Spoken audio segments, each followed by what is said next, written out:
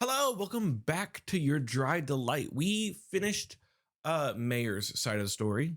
We started Leslie's side of the story, which means we already had like a romantic little time with him.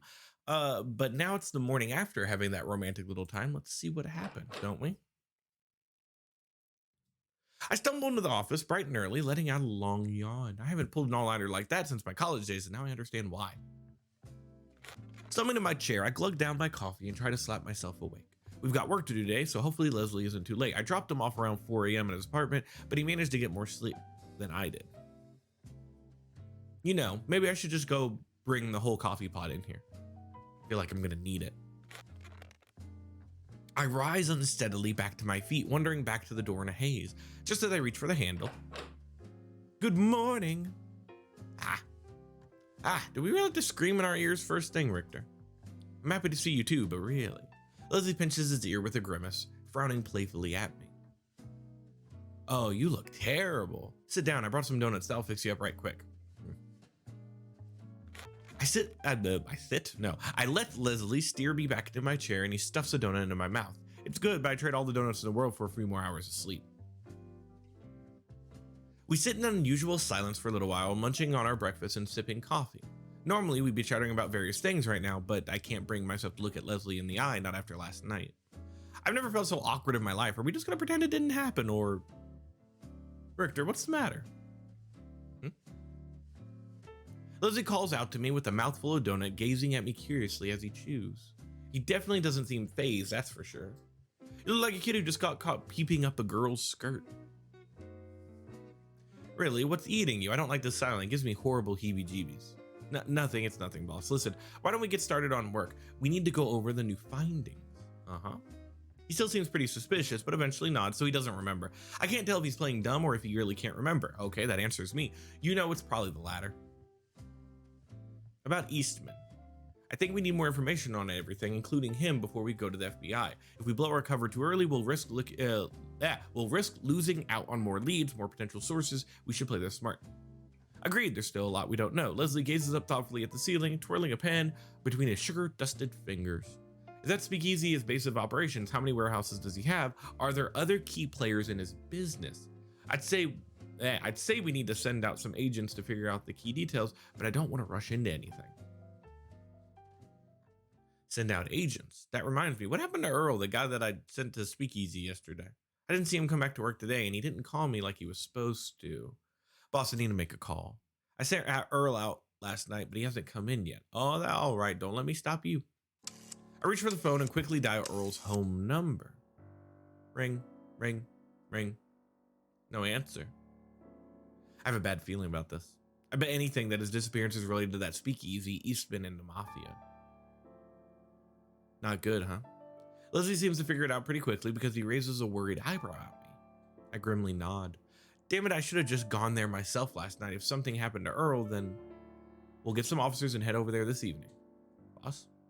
Just a quiet investigation at first so we can figure out anything about Earl. If there's incriminating evidence, then we'll turn it into a full-blown raid, but hopefully he's just at some cat house this morning hungover. Leslie gives me a small, reassuring smile. It makes me feel a little better, even though a nervous pit still shifts in my stomach. Tonight it is then. Attaboy, ready to go over some more reports. Ready as I'll ever be. The rest of the day we sink into a blur of paperwork and coffee. Leslie and I busy ourselves with a mountain of reports, so there's not much time for the awkward atmosphere to come back. Considering I was acting, maybe nothing really ever happened at all. Maybe I just dozed off in the hotel room and I had a bittersweet dream.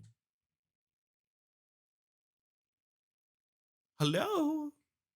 Richter, hello? Two hands roughly shake my shoulders. When my eyes struggle to open a few seconds later, I notice how dark the sky is outside. Wait, was I? There's only one of us who can sleep for half the day, Richter. Don't try to steal my thunder. Oh, why didn't you wake me up sooner? You were clearly exhausted. Those dark circles around your eyes make you look like a raccoon. It's cute. But listen, try to get more sleep at night, okay? I can't rely on a hazy partner to have my back after all. And whose fault is that I didn't get any sleep exactly, Mr. Bright-eyed and bushy-tailed over here? After we get our things together, Leslie and I prepare to head out to the speakeasy. It's already late and there's been no call from Earl, so something's obviously going on. Richter, wait. As I reach for the door, Leslie suddenly grabs my sleeves, tugging me back a little. About last night. Ah, he does remember. I do remember it all, just so you know. This bastard. So all of today was just an act? I know. I couldn't pass up the opportunity. Please don't hate me too much. I just want to tell you that, well, I'm sorry. He bites his lip, averting his gaze guiltily. It's the same look he had last night, right after he kissed me. If you want, we can agree to pretend it never happened. We can go back to normal, and we'll just be regular friends, senior partner and junior partner. Neither of us will speak again, and we can chalk it up to me being drunk and stupid, mostly stupid. Leslie clears his throat, fiddling with his tie. Despite his self-efficating joke, I can tell he's being serious about this. Our friendship's important to both of us, so it's understandable, but how do I really feel about things? It's not a question of liking Leslie, but last night's situation was, well, we're gonna go with I don't want to forget it, because I think if I end up with Mayor, like that's gonna be a problem, right? Because he's gonna go to jail. Obviously, he's a crime boss, and that's just hard to keep a relationship with. However, this guy's the good guy. It makes sense I would end up with him. Oop. Also, he's kind of cuter. No, boss. I don't want to pretend that didn't happen. Definitely not. Even though I don't know where things will go from here, I know for sure that I like you. You like kissing me is what you mean. I thought that was a given. Well, you were really enjoying it. I felt that little, or should I say, big surprise between your okay, right, yeah, good talk. Let's go do things. We're done with that. Thank you. Leslie snickers at my hasty response back to his normal smug self. But I can tell he's relieved to clear the air between us. I am too. Hey, once we're sure Earl's safe, let's talk about this again in a more private setting. Does that sound okay? Sounds great, boss. Did you just... Before I can finish, Leslie suddenly pulls me into an adoring hug, squeezing so hard that I can barely breathe. He buries my face against my shoulder, buries his face against my shoulder, nuzzling against it. How can he make my heart ache so much? I'll never become a hard-boiled detective if I keep getting feelings like this. I'm gonna be a soft-boiled detective. Really good with, like, toast. Sighing effectively, I curl my arms around him and squeeze back, enjoying the few moments of warmth we share. Okay. Leslie soon pulls back, taking a deep breath. Then we nod at each other just as always. If we hurry, we can get to the bottom of this and still have time to get cannoli before the shops close. Richter, you never told me you could read minds. I try to stay out of yours, too scared of what I might see. Ah, clever boy. We head out side by side, determined but hopeful. Our partners has always been. I have faith in Leslie just like he has faith in me. We'll get the job done together. Welcome, gentlemen. Please enjoy your night. Loud music rushes over me in a wave, the familiar sea of dancers, lights, and sparkling glasses. Ah, this place is quite a scene, isn't it? Leslie murmurs at my side as we walk along, glancing around the speak. It's a little less crowded today. They must have known you were coming. Ah, low bro. Hello? I said bro, whatever. As we weave our way into the bars, my attention is drawn to a group of familiar figures, those sketchy guys from another night, but it looks like there's more of them today. I nudge Leslie's side and jerk my chin in their direction. He follows my subtle gesture, eyes narrowing faintly. We exchange no words, but I can tell we're thinking the same thing. Those are Mayor's men. At the bar, Leslie orders us a couple drinks just to keep our appearances. We've got to find some way to ask about Earl, but we can't risk being too obvious about it. Jack, you finally decided to show up. When a certain voice calls out to me over the music, I freeze. It's who I think it is, then... And now we get to finally see Mayor. I was terribly disappointed last night, Jack. The expensive bottle of whiskey I got for you was my sole conversation partner. Sure enough, Mayor saunters up with his usual sly grin, leaning one arm against the bar. Oh? I see you brought a friend. Mayor turns his attention to Leslie, studying him for a few moments before offering a polite nod. Leslie does the same, sizing the other man up silently, but quickly breaks into a smile of his own. You must be Mayor. Jack was singing your praises, and you know, I really can't see why. Singing my praises, was he? My gaze meets Mayor's, and he suggestively winks. Great, Leslie, thanks for encouraging him. And whom might I have the pleasure of meeting tonight? Leslie's the name. How do you do? Wait, he's giving Mayor his real name? Is he planning something? They reach around to shake hands, each still wearing a confident smirk. How do you do? Would I be correct in assuming you're a public servant like Jack here, Mr. Leslie? You would be very correct. We met through work, actually. Ah, I see, very interesting. There's something uncomfortable about this atmosphere. What exactly is going on? And you, Mayor, what do you do for work? Curious you should mention that. I consider myself a public servant as well. Oh my, what a coincidence.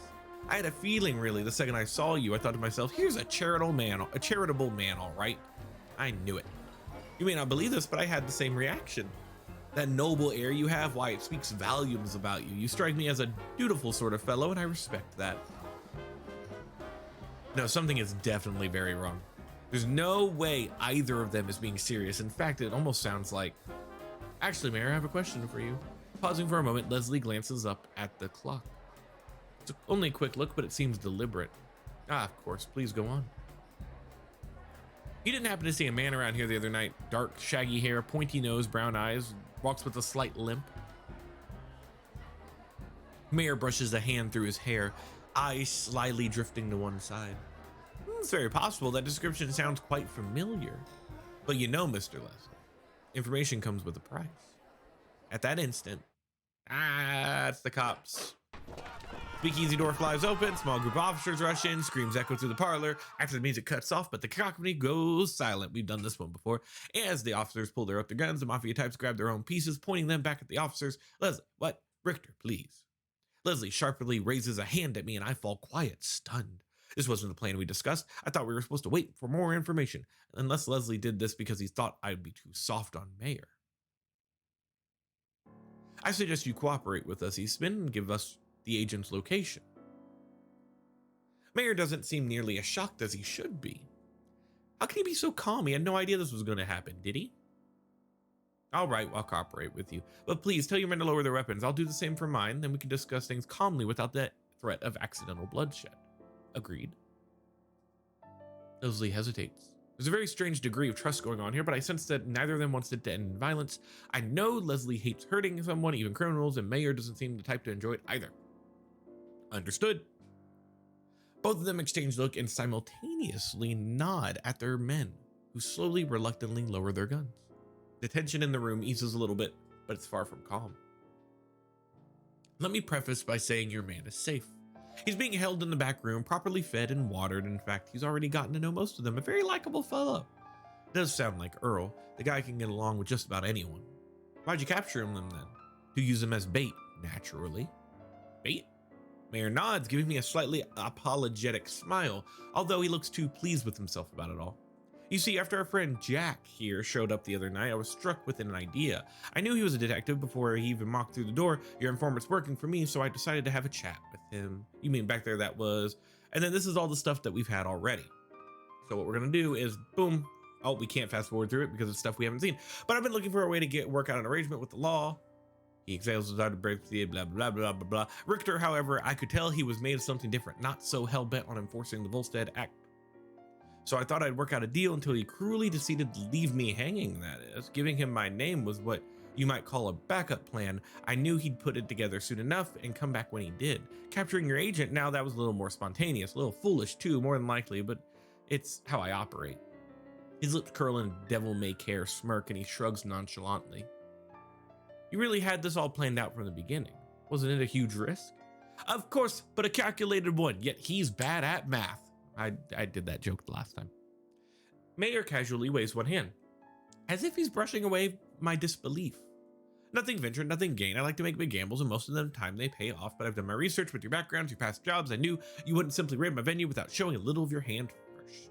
So you could say the chips landed exactly where they might. So eventually this is going to bring us to going to a third location with just each other, right? Right. It's suddenly all too clear how this man became a mafia leader, blah, blah, blah, blah, blah, blah. We've seen all this already. Phew. Feel like a man who just got cheated out of his fortune at cards. Leslie rubs his cheek with a hand, blinking rapidly as if to try to understand everything we just heard. I can't blame him. I knew Mayor was sharp, but I had no idea he'd planned everything out ahead of time. I'd admit, despite the fact that your methods were incredibly questionable, you've made me curious. You mentioned a deal, didn't you? What kind of deal are we talking about here? To my surprise, Leslie's cautiously questions Mayor, one eyebrow slightly raised. I was expecting him to be furious, but instead he sounds more impressed than anything. I was hoping you'd ask that. Why don't we discuss this matter privately on neutral ground? I'll even let you pick the spot. All of us disarmed. And I believe this is where. Okay. Can I fast forward through this? I don't think I can. This is where we basically decide, hey, we should go talk to them and everything. And then it cuts us off. So I wonder if it lets us continue now that we've seen both sides of the story. I don't think he means us any harm, boss. He's still a gangster, but he obviously blah, blah, blah. And honestly, I'd like to hear what he has to say. My thoughts say exactly. You should hear him out then. After a brief moment of hesitation, I nod. We're playing with fire here. We both know it, and that's nothing new for us. If you don't mind me saying, Miss Leslie, I gather you're the type to take precautions. Mayor pipes up airily, and we both glance over towards him, basically saying, hey, if you don't show up perfectly healthy, then I'm gonna be fucked. So therefore, don't worry. So that means you know what size underwear Richter wears. Okay, we already talked about that. I feel like my only ally just switched his colors. Great, just great. After a little more discussion, the three of us settle on our hotel room for a meeting spot. The unfortunate patrons who had to witness all that, they're sent home with promised free drinks. Once that mess started, three of us head to the hotel with our respective men. Now, if I click this button, it should. Oh, sorry, it's after. I can't even begin to imagine how tonight will end, but I have hope for the best. Now, we get to go where we're going. So, let's see what happens now. I got an achievement for that. I hope this isn't the part where we get shot by a sniper through the window. The restaurant across the street wouldn't let my man inside, unfortunately. What a relief. The three of us stroll into the hotel room, still followed by the tense air from earlier. Mayor and Leslie have been constantly bantering on the way here, but I can't tell if it's genuine snidiness or the playful kind. Well, no point in wasting any time, eh? Let's hear your proposal, Eastman. We're listening. Of course, I'm sure you both are exceptionally busy men. We've shifted into a fairly close circle, close enough that we don't risk our voices carrying too far. Leslie stands nearer to my side than Mayor, almost protective in his stance. I don't know what he thinks he can do. If it came to worse, I guess I could pick him up and use him as a battering ram. I'd assume you've already aware of my influence on the city and the control I have over a large amount of business. But I'm not without competition. There are a number of smaller, persistent groups that, while less organized, are still significant. And as a result of my extensive network, I'm very familiar with the movements of these various outfits and their leaders across Cleveland. In English, that means you know what the other gangs are up to. Precisely. He winks at me almost impressively, like I've finally been let in on some kind of inside joke. I propose that I offer a steady stream of that information to you, more than enough to fill reports with the FBI, surely, at least for the time being. You'll discover a new warehouse to raid every other week, one that coincidentally belongs to a different organization than my own. Funny thing how coincidences like that happen. Leslie quips dryly, glancing between Mayor and me. His gaze stays locked onto mine for several seconds, one eyebrow raised in a what do you make sense of this so far kind of way. So what would you want to be wanting in exchange? A level of discretion on your part that will allow me to carry on with my business. Mayor murmurs his terms rather naturally, blowing on his nails and polishing them nonchalantly on his collar. I'll see to it that my men keep their noses clean. After all, I'm interested in providing alcohol to customers, not filing the streets with the bodies of my enemies. Very poetic. There's certainly more than where that came from. He doesn't even make eye contact, innocently gazing in another direction, but his tone is teasing enough to get the message across. Leslie narrows his eyes a little at Mayor. Is he trying to read him, or has he already made up his mind? Believe me, I don't doubt that a part of this conflicts with your senses of justice as detectives. After speaking with Richter, I wouldn't expect anything less. Both of you are logical, practical men. Try to view the situation through a more objective lens. There's a short pause, but an important one. My mind flashes back to my conversation with Leslie, our doubts and guilt over what we're doing. If you took me to jail right now and by some miracle managed to convict me, someone else would step up to take my place. The war on liquor will never really end. It should never really have existed to begin with. All it succeeded in doing was creating a different sort of industry, a more dangerous one. With all that in mind, his dark green eyes flick from me to Leslie and back to me. Why not compromise and make your employers happy in exchange for making the American people happy? Once he finishes speaking, a longer silence falls over the room. Leslie rubs at his shoulder with one hand, staring at the floor with a deep, brooding expression, and I fall into my own complicated thoughts. I've always wanted to control crime, uphold the law, and fall asleep with a clean conscience every night. But when it comes to prohibition, that same question keeps resurfacing in my head. Is enforcing the law really the right thing to do? Should we follow federal orders like mindless slaves, or should we make our own judgments in cases like this? It's a great question. So obviously, by now, nowadays in time, we don't have prohibition anymore. Alcohol, you're allowed to buy it, and what, except in some states, like on Sundays, you can't until after 1 o'clock. It's a weird church thing. So like, the logic in Mayor makes sense. When you have when you outlaw something, that something normally still takes place. It's underground. Think about the whole like war on drugs thing that happened all throughout like when was that, like 2007 8, Bush's political reign, I think is what it was, and how like that didn't get rid of drugs, that just made it like a dangerous business underground, an illegal business but dangerous.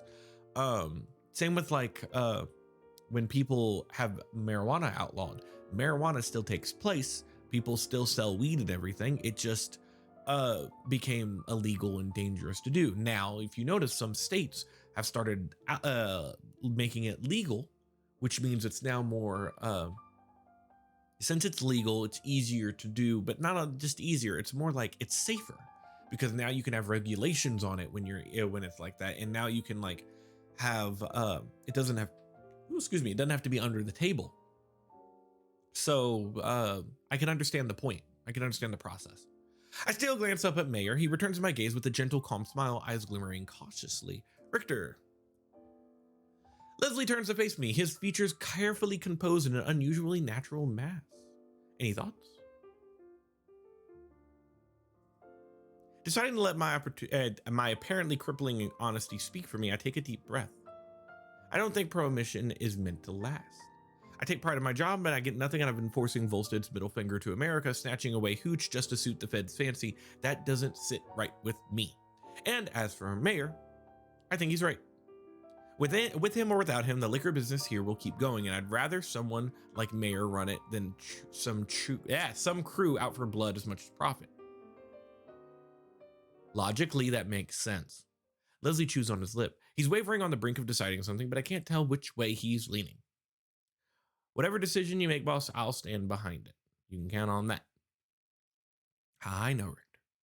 That's why you're my partner. After a lengthy pause, Leslie finally breaks into a faint smile, turning his gaze from me to Mayor. Listen, I can't promise a deal will hold forever, Mayor. There's always a risk that someone will find out or we'll get moved into a different case. I'm well aware, so few good things last forever. But that's more reason to enjoy them while they last, isn't it? Man, he's a smooth talker. Ha, I'll drink to that. All right. He suddenly takes a deep, sharp breath, eyes flashing. Damn, it sure feels good to spit in Volstead's eye. That son of a bitch. And grabs Mayor's hand firmly, shaking it with pure determination. In fact, he seems so convicted that I have to wonder how hard the decision really was for him. He wasn't just pausing for dramatic effect back then, was he?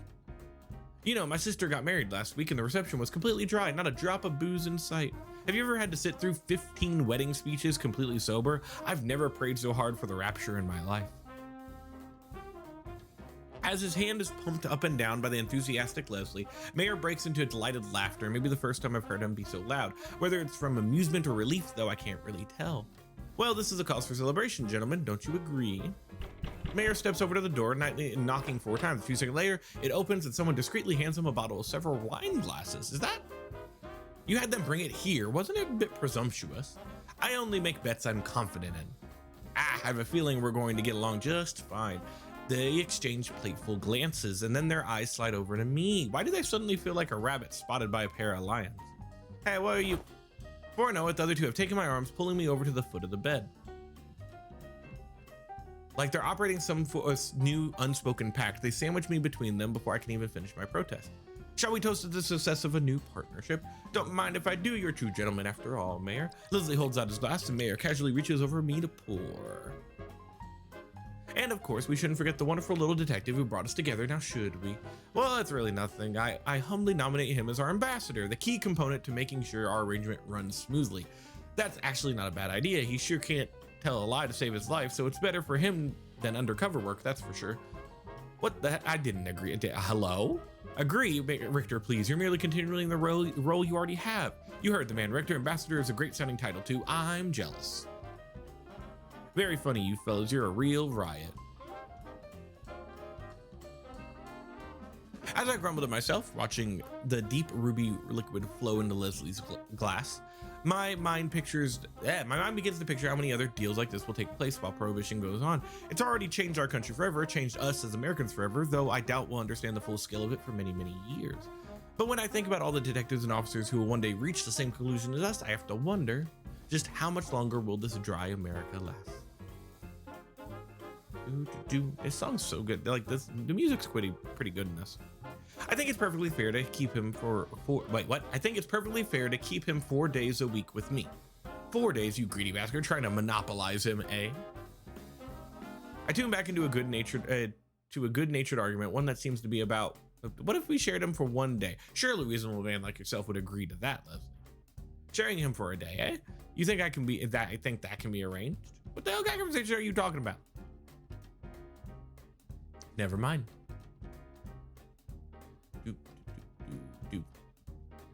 That all we got? That might be end.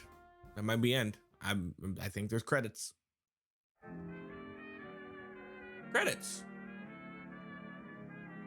Cool. Okay, so that was Your Dry Delight. That was enjoyable. We had our little moments of intimacy. There was some it was quite like was said to be a comedy. And honestly, like it made me laugh a couple times, whether I was laughing at the writing or laughing at like the actual stuff that they were saying, like, and honestly, it wasn't that bad. So, yeah, pretty dang good. I hope you all ended up liking this. Oh, this was on Patreon and everything. Good for the Patreon people. Good for you. If you liked this video, click the like button. It makes me feel good about myself. Thank you for playing. No man is an island entirely of itself. Every man has a piece of the continent, a part of the main. John Doe. So that's pretty much it. If you like this, you can click the like button. Make me feel good about myself. Comment. Do you know any other? I need visual novels to play. I like doing these. I think it's really fun to read them. So if you have any, they can be not safe for work or not. It does not matter. As long as it's on Steam, I can buy it. I can get it. Preferably if it's free, I believe this is free. Or this was free. I could be wrong about that. So we got all the stuff. That's pretty much it. And subscribe. We're on the road to 1,000, or we might have hit 1,000 by now. If we haven't, I'm hoping to hit 1,000. Most of my subscribers are for the K-pop stuff, but if you like the gaming stuff as well, I promise I'm going to try to put out more gaming stuff. All you got to do is subscribe and tell me different games you want me to play. Hopefully I'll get a better computer soon, because as you can tell, my video is still a little bit choppy and everything. That's pretty much it. That's all I got. Hope you all have a wonderful day. Goodbye, everybody.